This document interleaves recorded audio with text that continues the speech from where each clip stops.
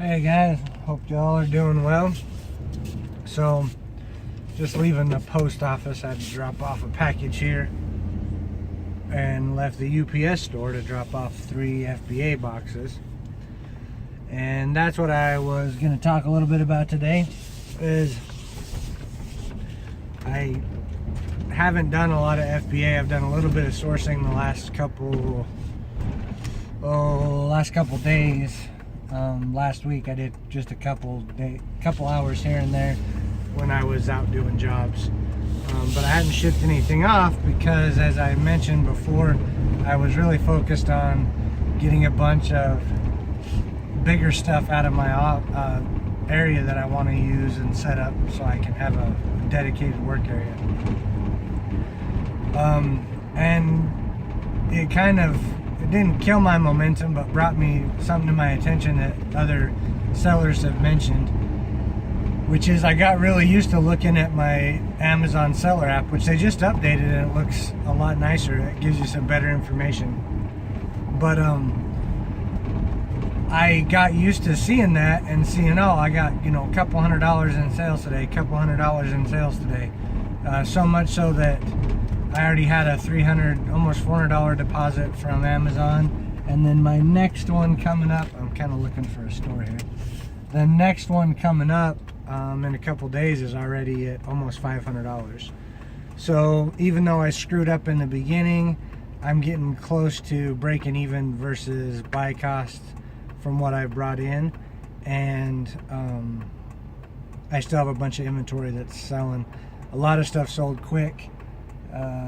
And that's why I think some other guys have mentioned it. Having a good mix of stuff is a good way to go. I had a ton of office products that were super, low rank, and they just blew out the door as soon as they got there.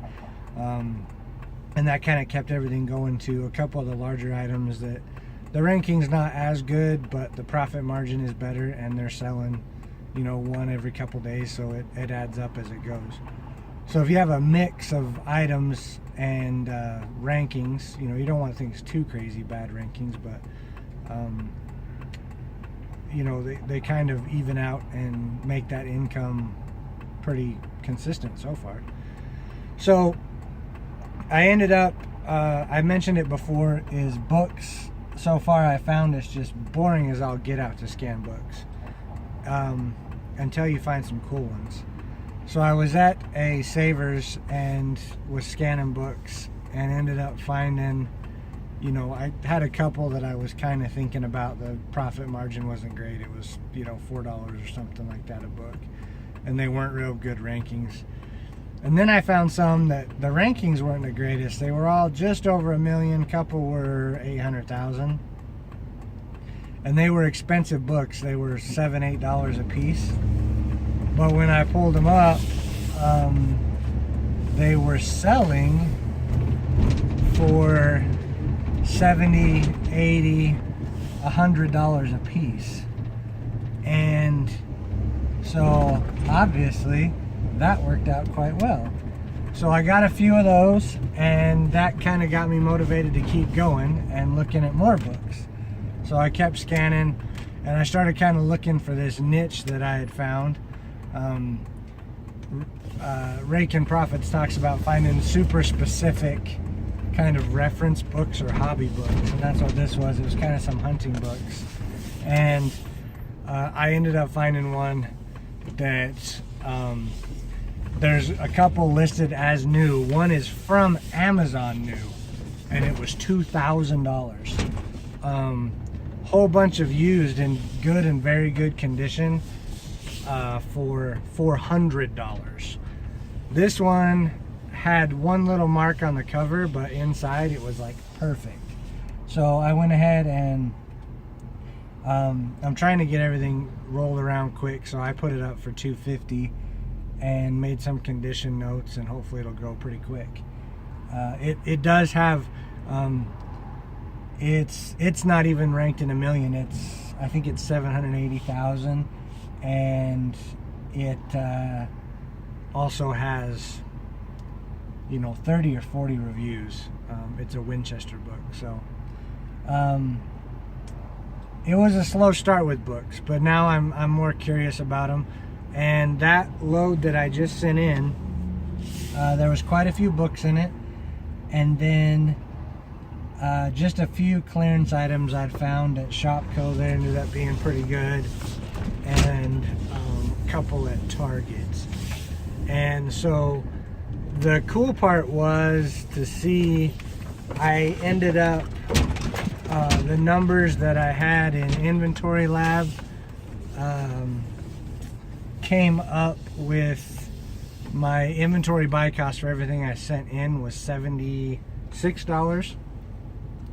The sales was up over 800, and then the profit was $558.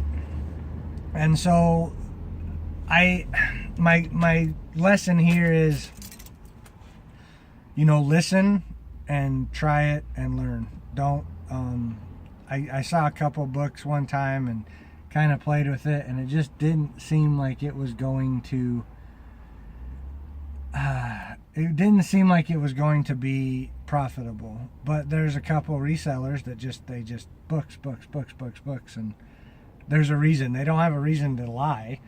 It works. But you do have to put in the work and try it. If you're going to do it full time and do a lot of books, I see a benefit to a scanner. I'm not going to go that far just yet, but the money is there in a lot of different niches. And you know, my plan, I'm working on my websites for affiliate marketing and a couple other things, but Amazon FBA is kind of my short-term stuff, and then eventually I want to be doing wholesale on FBA, but I've got to build up some money to do that. And that's what I'm trying to do this retail arbitrage and books for. But I can really see how if you look for the right books and have those, you're going to have a mix of inventory and be able to keep those payments consistent. So, you know, watch these guys. I'll put links down there. Reezy Resells, his story is actually pretty cool. Check out his channel, especially his newer stuff. Rakin Profits runs the green room, and then as always, Chaz at Lifestyle Warrior, he's does a great series for beginners when you're doing FBA. So check those out, and like I said, don't discount what they say until you've tried it yourself, because there's some stuff they've said where I'm just like, I don't think that's gonna go, but so far none of them sure. Oh, and Adam at Homemade Entrepreneur, I mean, great tips for that stuff. So check out those channels and kind of go from there. But I might do a little video later. I'm going to do some sourcing. I got to drive an hour and a half to drop some stuff off for some things this weekend. And there's a few places on the way I want to check out. But President's Day is kind of getting in the way of my sourcing because some places are closed. So we'll see how it goes. But anyway, guys, till next time, hope it all goes well. If this helps you out, thumbs up, like. If you got any questions, put them in the comments, and subscribe if you want updates. Have a great one.